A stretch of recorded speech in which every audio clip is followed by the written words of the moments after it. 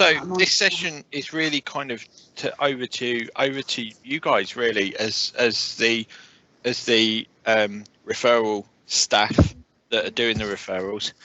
Is there anything that anyone bring up? Marianne, can I ask you just to go on mute for a second, please? Thank you. Is there anything that anyone wants to bring up? Any problems that we've got at the minute? So Jasmine's got a hand up. So Jasmine, do you want to tell us your issue? It's like I'm a 1990s radio kind of thing. I'm listening. That's Frasier. There you go, Finn. That's what it was called. That TV program, Frasier. So Jasmine, you got your hand up?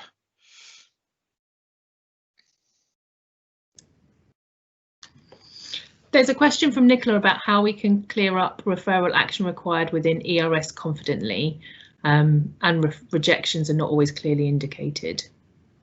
So we have raised, I have raised with London Northwest that some of the rejections that are coming back are really useless information, and actually we need to find a few more. I know that we had some returns were because the patient cancelled the referral, and the patient wasn't cancelling the referral. It's because they had hit the wrong button. So I complained about that and said that's not good enough. So hopefully that you should see that more stuff is rejected with the right reasons. If it's a reason that is just because you haven't put it through Rego or anything like that, what I might suggest is that you cancel it and you put on in the patient record. So you go into the patient record and you click on the update, so right click update referral, and you can type in the information in there to why it was rejected. So at least you're kind of finishing off that referral. So if anyone goes back in, you can see why that UBRN number was rejected. So we did put a few more drop downs in there to make it a little bit easier, so you could like highlight and copy and paste straight from the referral. So hopefully that makes it a little bit easier for you. We do know that PRS isn't the best of services to do. Bearing in mind, I've been doing it for 15 years, and the only thing that's changed in that time is a little bit of font and a little bit of name change. When it, I'm sure you all remember Choose and Book. So that's what I would suggest that you kind of do at the minute. Just update that referral. When you've updated the referral in System 1, then you can get rid of your rejection, and then you can do whatever you need to do as long as it's put into the patient record. Is there a crib sheet on how to manage the ERS work list? Nicola's asked if I thought there was, but if not, Nicola, I will quickly build one. I shall get that built.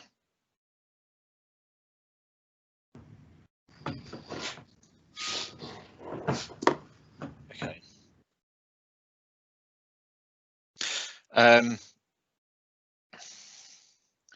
So Edna's, so just in case you're not looking at the chat, Edna put one in. Adam, you're next on my list. I've noticed that sometimes they reject due to COVID. Does this mean we have to re-refer after some time while they put it on the waiting list? I don't know about that. Alex has put, do not assume that the hospital will send another appointment. I think it's probably safest for the practice to hold on to that personally. So I guess in theory, and Alex may be able to correct me if I'm wrong, but the services are supposed to stay open as normal. So if it's that the patient's got COVID, I guess they need to contact the surgery back when they're COVID free. But as far as I'm aware, all of the NHS is not closing down as it did in the first lockdown. Yeah, so Finn, you're right.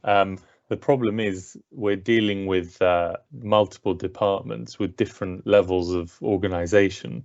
And so, if a referral hasn't been returned and it's been accepted, in theory, it is the department's responsibility to give an appointment when their capacity allows it.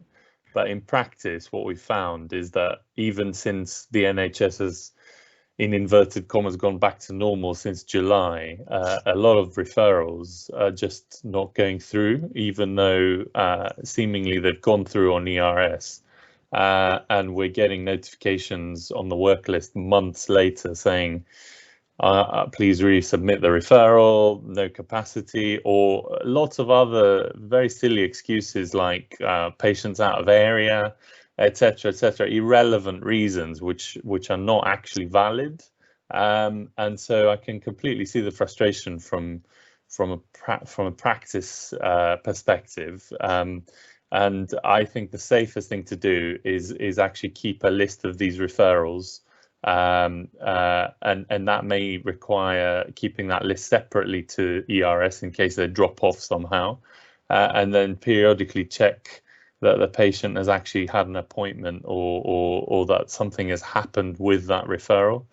Certainly, I think we're doing that in my practice, and it'll be the case for the next few months until everything is back to properly normal. So, Alex, what I'll also do on the back of that is I will contact the contracts team in Northwest London and ask them to pick that up with each of the hospitals directly, because Great. I don't think that's, we shouldn't be keeping lists realistically if they've accepted it and then they're coming back months later saying we've got no capacity or resubmit the referral. I think that's a little bit Agreed. of a long shot, really. So I think I will definitely pick that up with the NWL team at Marylebone. Thank you. Adam, you've been waving your hand saying the 90s raise. Yes, I've always got my hand up. No, I'm not putting it up anymore today, I promise.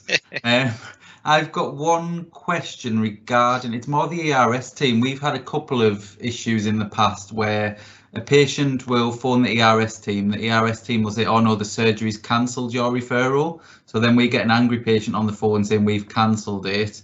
I tend to then check in the work list notes, and we have removed from work list, but that's because they've, at the clinic, added the patient to the waiting list, so it'll say patient added to ASL, but the ERS team will have told the patient the surgery's cancelled your referral, you need to go back and ask them why.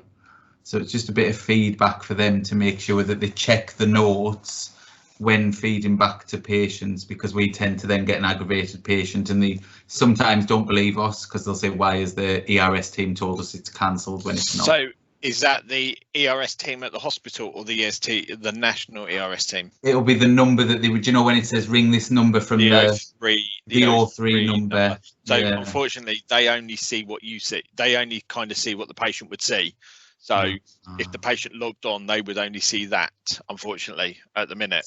So is there a way to avoid that, of clinics actually adding people to waiting lists? Because I know historically I've seen on NHS Digital that really they shouldn't do that, and they should make sure there's appointments available to book via ERS.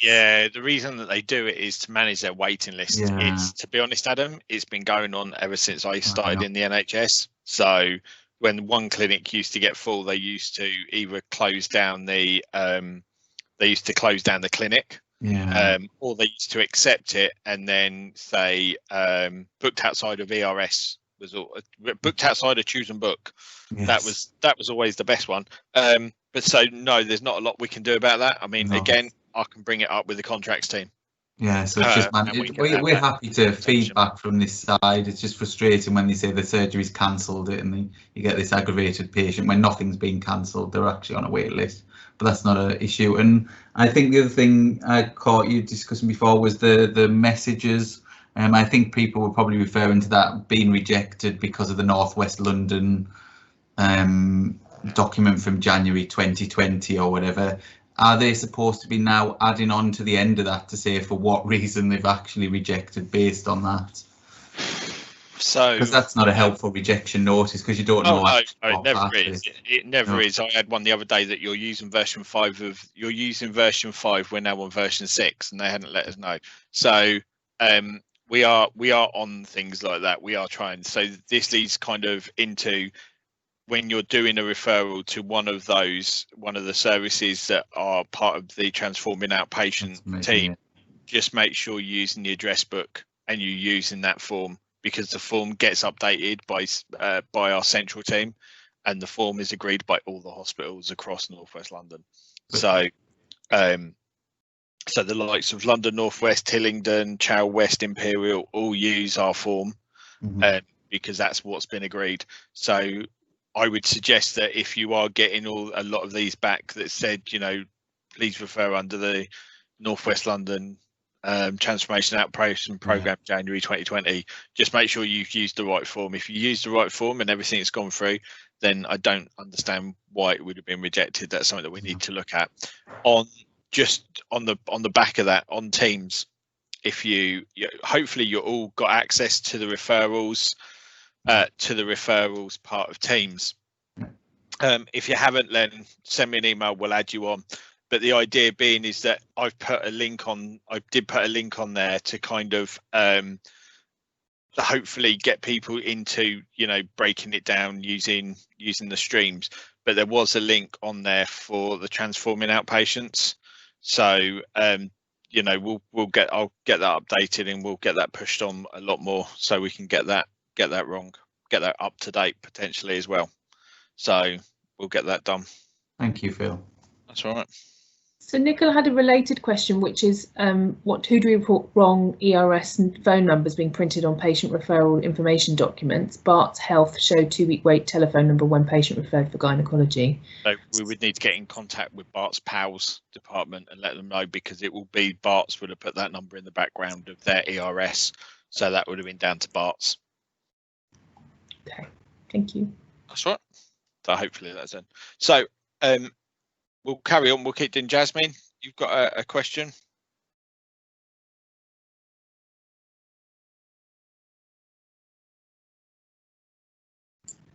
I think Jasmine was just saying she was here. Oh, okay. Earlier. Hey, yeah. Hello, Jasmine. Okay. So do you remember? Does everyone remember? I know. God, when we did this pre-COVID, when life was fluffy and we could go to the pub till 11 o'clock at night, and we did a referral document that was helping everyone out, which was really useful. Let me just show you my screen just to hopefully jog your memories a little bit. Okay, so hopefully you can all see this, and this was what we did back in, guys.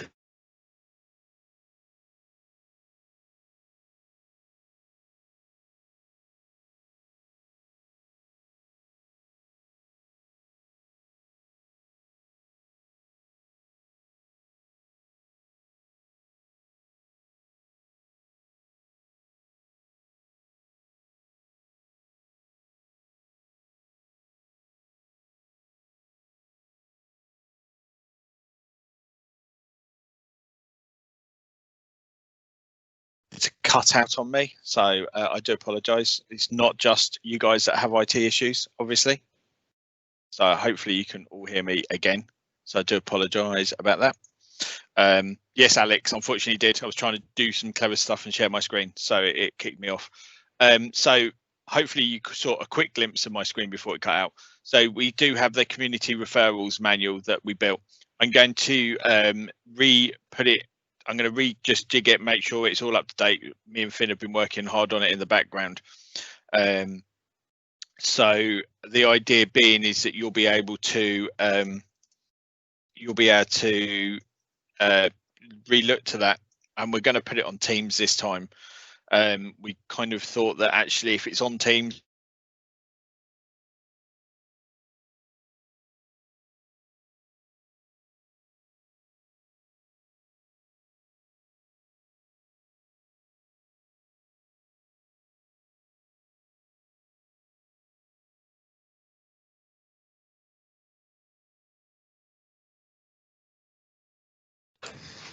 Oh, hopefully Phil will be back in a minute. Basically, it's a document that lists all of the places you can refer to and the latest kind of pathways. So it will change. So if Phil's idea was to put it in the Teams chat, and then if people can have changes to it, they can add any changes to it there, and we can update the document.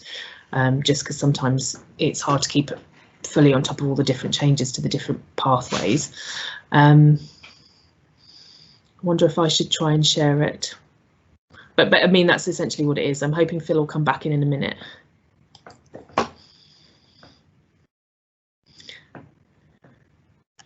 Just check my phone in case he's called or messaged.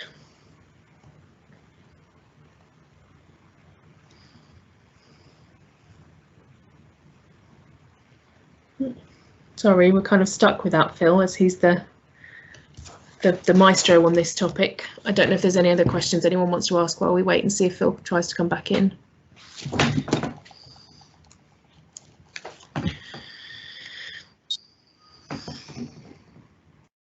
Yeah, I think he's going to share the screen. Hey.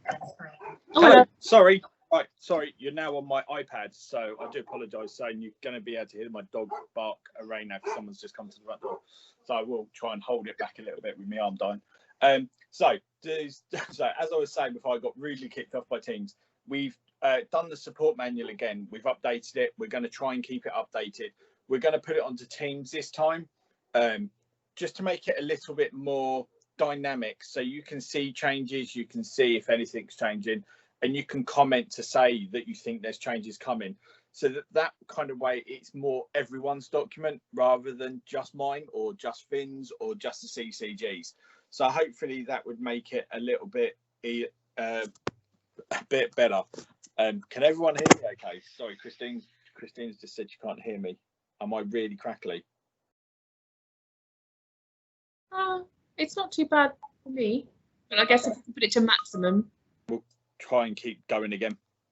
Okay, so yes, so if there's anything you kind of think that you don't know the answer to, we can start putting it up there. So all these questions that you're putting on Teams for us to answer, for the secretarial community to answer, has been really good. So we can kind of put them together and kind of keep using that. So I will try and get that on there sometime today or tomorrow, so we can. There's two things that I just need to check, and unfortunately I have run out of time this morning to just get them checked. So I will try and get that to everyone as soon as possible. So that's that. Rego Advantage is still going. I know we've had some issues during that. If you are going to use Imperial or Chow Rest, they're currently not using Rego, so you don't have to worry about sending a Rego Advantage, don't know what you call it, a Rego token question referral to whoever it is, to them, because that will only cover London Northwest. So if you're not referring to London Northwest, you don't have to do a Rego Advantage. So hopefully that's okay. And Alex has said he's going to cover advice and guidance in his session, which is in 2 weeks' time. Cool. That's amazing. That's great. So just to give Alex a head up, if anyone's having a problem with the advice and guidance with Rego and London Northwest, if you type your problems in, then Alex, that might be good for you to kind of start building up some kind of questions that you can deal with in your workshop in 2 weeks, if that's all right. Yeah, that's fine. Thanks, Phil. So just, I mean, everyone might know that Rego is here to stay for another year at least, and the idea is that essentially all the consultants are getting better at responding to Rego requests, to advice and guidance requests. These consultants are based in, as Phil said, London Northwest Hospital Trust, so they could be Ealing, Northwick Park or Central Middlesex consultants. The Imperial advice email service has stopped, and so if you try and seek advice and guidance from that, you'll be directed to submit your request through ERS as a referral, or as an advice request or a triage request. So I'll cover all this in a couple of weeks, but yeah, if anybody has problems, particularly, I mean, the webinar in 2 weeks, I think there'll be a lot of clinicians there who will have specific issues with the clinical aspects of advice and guidance. But if there's any operational or secretarial problems with Rego, if you collate your questions and perhaps start to post them even on Teams, or jot them down in an email, then we'll collate them together and feed back to Vantage, who's the company that run Rego. And there may be some specific things that we need to direct to the actual hospital departments. I've seen a couple of questions on the chat that talk about replies. You're right. So Amrit, you're right that there's a long delay for dermatology. That's because the consultants at Northwick Park are basically overwhelmed, and the average waiting time is 10 days, but I've seen some waiting times of up to 3-4 weeks for advice and guidance on dermatology. So I'll cover that in 2 weeks, and we as a CCG have a dashboard that we can see all the waiting times for all the different specialties. At the minute, ENT are the best one. They've got a less than a day waiting time for replies. Dermatology are by far the worst, and the hospital know we've fed that back, and they're trying to improve it. So all we can do is keep pushing. So your feedback about advice and guidance is always going to be useful. Inderpreet says that some vague answers come back on advice and guidance. I agree. I would say one benefit of the Rego platform is you can actually respond back. Unlike ERS, when you get a triage answer or a return, you don't really have any way of responding to that on ERS, but on Rego you do. And so if you're not satisfied with the answer, you can actually reply on the Rego platform, and I'll show you how to do that in 2 weeks. Not every specialty is covered by Rego at the minute, but they're trying to push for as many specialties as possible. The reason why why pediatrics is not covered is because none of the consultants have time, apparently, to take part in the program at the minute, but their plan is to include it. And I agree, the renal virtual service is really good, and they were actually geared up from the start to be that service. That's how it's been designed. I mean, if every service could strive to provide advice in the same way, I don't think we'd have much of a problem, but we're sadly dealing with so many different departments, so many different hospitals, and so many different consultants that getting some sense of consistency across the board is tough. But we're in a better place than we were in 6 months ago, and I think in 6 months from now we'll be much better still. So it's all about us pushing and feeding back to the hospitals, and obviously we rely on you guys to tell us your experiences. Cool, thanks, Alex. What I'll also do is I'll get a list of current departments for Rego onto the teams as well, so you can kind of look on that as a first point of contact. So we'll get that done. Just going on with the renal team, with the renal the kidney team. Sorry, my brain has just gone off because I'm trying to do 15 different things on my screens because my computer's now flickering. So I'm having a really good day with IT. Just to make sure that if those that are on system 1, you've updated your sharing preferences, just because we have found that there are some issues when you're trying to refer to the renal team.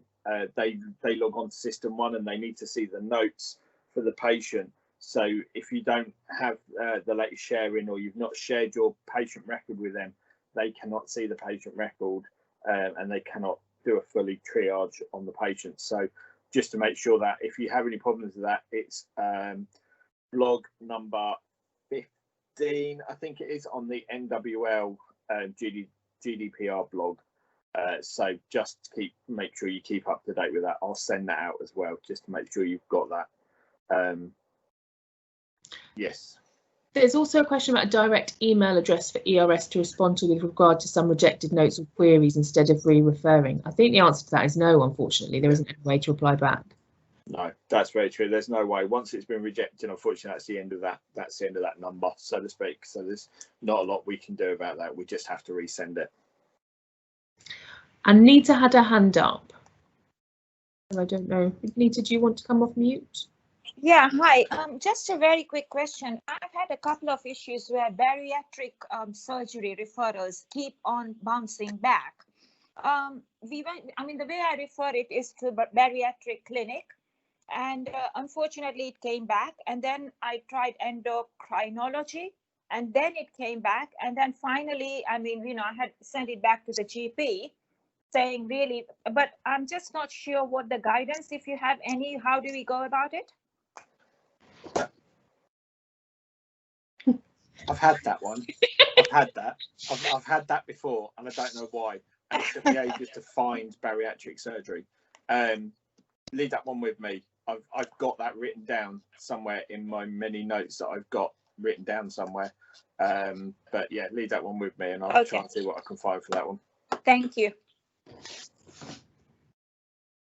Just to say, yeah, so I haven't actually tried to book bariatric myself recently, but in the past, I think you had to go through upper GI surgery, and it was listed there. But then sometimes now, I think it depends on how the provider is listing their clinic. So if they're listing their clinic under endocrine and weight loss management, then that is the way. So you kind of have to check multiple different items on the drop-down menu or the options menu on ERS, because different providers list their clinics in different ways. So yeah, so Phil, if you have a sort of options sheet on that or somewhere, that will probably be helpful. But if they're rejected, if there wasn't a bariatric clinic and you actually clicked that and then the referral was rejected, that's normally some issue with the provider. And I'd probably be calling the department directly and ask whether or not they've listed their clinic correctly. And they usually can signpost you to exactly where they've listed their clinic on ERS. So apparently bariatric surgery is under upper GI. So hopefully we'll work that one out. But Nita, if you get a problem with that, just give us a shout. We can do that. I did have the list of excuse me. I did have the list of where items were on ERS. What I will do is I will plug that into the referral support teams. And you can then pick it from there. So I will get that up on there so we can share it. So I'll get that one up on there in the next couple of days. It's just an Excel workbook, and all you do is you choose the list. You can do the filter. You just click the arrow, do the filter, and it will tell you where it sits and in which department. So hopefully that'll make it a little bit easier. Thank you. That's all right. You're welcome. Okay. How do you exploit pain clinic referrals, Pavan? I would have thought you phone the clinic, to be perfectly honest, and tell them that you've got a problem, and go from there. That would be what I would possibly do. If you want to expedite it, I don't think there's not much more we can do on that one. Unfortunately, I think it's just a case of you phoning the surgery. So yeah, Phil and Pawan, there's a big frustration in terms of the variation in waiting times between different departments, and the waiting times you see on ERS are usually wildly inaccurate, and they don't really reflect what reality is. The only time when you can really properly see waiting times is in clinics and departments where they've actually got bookable slots that you can tick and book the patient into a physical appointment. But the vast majority of Northwest London trusts don't have that. unfortunately, we're very unlucky. So in other parts of London, they actually, despite COVID, still are able to list physical appointments. So Royal Free, for example, St George's, etc. Other hospitals are able to do this, but our capacity in Northwest London is really very poor. If you feel that a patient really needs urgent help, and your referral's gone through and booked on ERS or deferred to provider to provide an appointment for them, and they're still unable, I think Phil's advice is good in that you could ring the hospital department, the secretaries, to see if they can actually do something from their end. You could ask the patient to phone the department as well and kind of have a double-pronged attack on it. And depending on the issue, or if there's been an unacceptable delay, then the PALS team are usually quite helpful in getting a quicker appointment for patients. And this particularly works if the patient's been having lots of admin issues. So, for example, I've had a few patients where they said, "Oh, my appointment's been cancelled 8 times, and I've now waited a year, and it was urgent to begin with." And it doesn't fulfill the 2-week wait criteria, so I can't really refer the patient that way. So the PALS team have been really good at actually getting an appointment for them and liaising directly with the department. And as I'm sure all of you know, in the NHS, particularly in the outpatient referral system, there is actually no distinction between a routine and an urgent referral in terms of waiting times. There is no mandate for the hospital to see the patient any faster than the TTR 4-month period, which actually has gone out of the window anyway since COVID. So the only real way to get a patient guaranteed to be seen very quickly is via 2-week wait referral, but of course it has to be appropriate. We can't just refer everyone under the 2-week wait rule, or refer everyone to A&E to be seen for problems that really should be outpatient problems. So I share the frustration completely, but there are a couple of ways, as I mentioned, to try and get quicker appointments. The issue is, Alex, it's so hard to get through the secretaries. You know, there are so many tasks we have where we kept on ringing, nobody picking the phone up. And, yeah. and you know, how long can you hang on with those referrals? And actually, patients are, a lot of calls are now we receiving is for referrals. I haven't heard. And then staff have to start calling hospital, then we can't hear from them. And, you know, it's just, I think the staff is quite frustrated, especially how many queries can we hold on? We have to hold on to the queries which the rejected referral, we have to keep a log. How many log can we obviously, you know, keep? And then again, because of the COVID, there's a less staff at time as well. Yeah. So I think there's something about, Pavan, just to move on, because obviously I'm aware of time. So from Alex's point of view, if the patient is phoning the surgery to say, "Where's my appointment? I don't know where it is," it might be a good idea for them to phone the hospital direct. If you know that you've sent it to London Northwest or St Mark's or whatever, get them to phone the hospital. If they're not happy about that, then they can phone the PALS office. So I think to perhaps do it. If you can't get hold of someone, then it might be worth going back to the patient and saying, "We've tried to get hold of someone, we can't get hold of anyone. Here's the telephone number for the outpatient department. You can have a go yourself." That might, or here's the telephone number for the PALS office.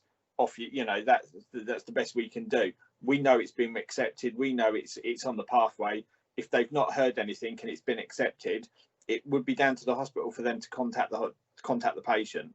So if the hospital is not contacting the patient should contact the hospital. That's my own feeling. That's been my rule of thumb ever since I've been in choosing book.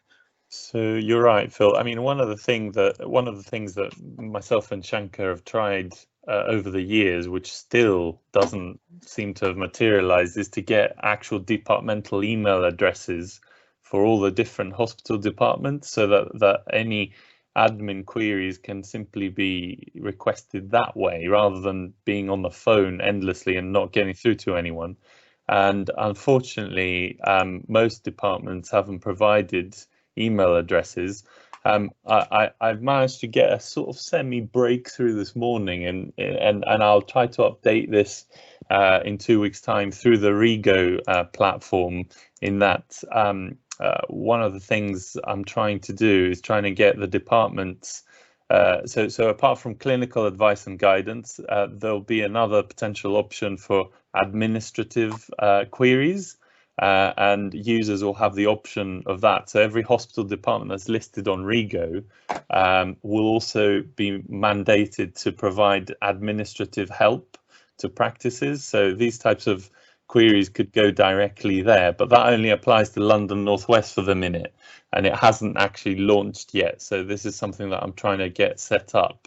And trying to, in the absence of getting email addresses for all the departments, at least it's something rather than having nothing at all. And I think there's always most hospitals do have a GP engagement person. So what I'll do is I'll try and see if I can get that data as well from each of the trusts. So if you do find that you're having particularly difficulty trying to get a hold of one person or one team, at least we can contact them and say, we've been trying to get a hold of this person, can you help? So we'll try that route as well. So we'll try and do that. So sorry, Alex, cut in. I'm just conscious that we've only got 20 minutes and we've got loads of people asking questions. So thanks, Alex, for that. How do you respond to a triage appointment on ERS? We can't do a triage if it's been triaged on ERS. We can't respond to that, so you would need to rebook it, unfortunately, and re-update it. If someone gets rejected with second choice, which is any other provider, they always reject, saying it should be your first choice. Usually hospitals, yeah. Hillingdon Hospital have actually contacted me this week, telling me that they've had a lot of people that when they phone the patient, they've said, oh, please can we go to Ealing, but they've been gone to Hillingdon because Ealing either have no space or anything like that. So what I would suggest is that if you are referring it to a different hospital, change the letter, just put any other hospital as the first choice. If I was you, my first thing would probably be any other hospital and just leave it at that, and then book it into Ealing or Hillingdon, then there's no worries. If you are booking items into Ealing, if you want them to go to Ealing, remember a lot of them are now a triage service at St Mark's. So when you're looking through that big long list and you're looking for Ealing Hospital, or you're looking for the other one that's just gone out of my head, Northwick Park, remember a lot of them now are triaged via service at St Mark's. So it's worth remembering that when you're trying to look for Ealing Hospital. Patients can access ERS via the NHS app, so less queries should come if they take charge. Yep, that is very true. That is very true. But however, let's be honest, patients have not been using the ERS stuff ever since it was launched. They could always go online and deal with a lot of their stuff via the website. So yeah, if they took more charge, they could book it. They could do everything online as well. So yeah, so we'll see how many people start using that. At the minute, I don't think it's that many, so we'll keep doing that. What else have we got? We sent a referral to mental health for ADHD, got rejected twice. We're going around in circles. Finally managed to send it to CNWL. Okay, so can I come in with that one? Yeah, sure. Yeah, that one is a specific pathway issue. So Serena is our mental health lead, and I escalated it as well. I encountered the same thing. Originally, West London Trust agreed to cascade ADHD referrals to CNWL. They then unilaterally have stopped doing that without discussing it or agreeing it with the commissioner. And then perversely, if you try and send it to CNWL, they send it back to West London Trust because they think it's out of their area. So you get this horrible loop. It is a live topic. The commissioners are aware it's affecting other CCGs. And I've asked them to thrash out an agreement and pathway with both trusts about how this gets managed. So we are aware of it. We're trying to do it. And I've actually also raised that we need to make sure we communicate to practices when it gets agreed. So it has exploded in the last few weeks. So can I ask you just to watch that referral form, that single point form, because it will be updated when it becomes clearer about where do you need to send the ADHD. And I'm talking specifically adult ADHD. Children is obviously another can of worms. Thanks, Shanka.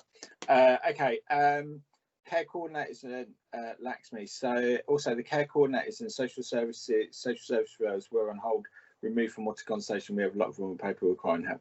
Okay, Laxmi, I'll give a shout about that. We can pick that one up. Okay, just one other thing while we're talking about ERS, just remember that if the hospital have got slots and you hit the defer to provider, they are more likely to not be impressed about that. If there's slots available to book, please use the slots to book.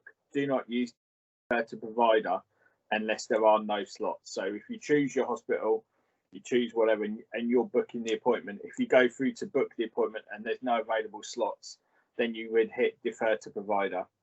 If you hit defer to provider and there's slots, they will come back to you and find out why, because we really should be booking them straight into slots.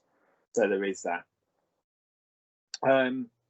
Is there anything else anyone wants to bring up? We've covered quite a lot in 45 minutes, so I think we're doing quite well. Any other questions or any other points? Some 2-week referrals get downgraded to routine by ERS. Who is responsible? Quicker. I've not heard of that one, Shirin. I've never heard of that being changed, because I thought it was that it could only be changed. It could only be changed at the point of being accepted, or like after triage.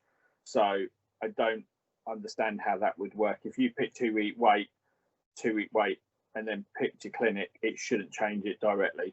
That might be something we need to work out. So that might be something that we need to contact the hospital about to see if they changed it. So yeah, we have had a couple of those examples over the last few months, and you're right, Phil. If they've accepted the referral, usually that means that the consultant has triaged it. And actually, it's really rare for a consultant to say this really isn't a 2-week referral and it's routine just purely by looking at the referral letter. Normally, what they would do is actually do a proper triage and speak to the patient, and then they may decide actually this probably doesn't need to be on the 2-week wait pathway. And what they're supposed to then do is actually then put the patient through to a routine pathway, but often they just reject the referral and you have to resubmit it. If as a clinician you feel that's all inappropriate, then always question that decision and resubmit the referral with further information, or with supporting details to say actually that you don't feel that that's a good idea, or try a different provider. So I would not allow delays to be introduced into 2-week referrals purely because of administrative issues. And I'd always try and kind of take the path of least resistance. I often just don't even bother arguing, just go for another provider, write a bit more detail on the referral and just go through. Otherwise you'll end up in ridiculous loops. Cool, thank you. Linda, we only hear the referral wants to be to our service for work. Cool. Yeah, a lot more patients needing mental health. There is a long delay for mental health. There's nothing we can do about that. You just have to keep referring, and then that'll be an issue for the mental health trust for them to look at. There's not a lot we can do about that at this moment. I think that's going to be a big thing for the next couple of years. So we just have to keep an eye on that. Anything else that anyone would like to bring up today,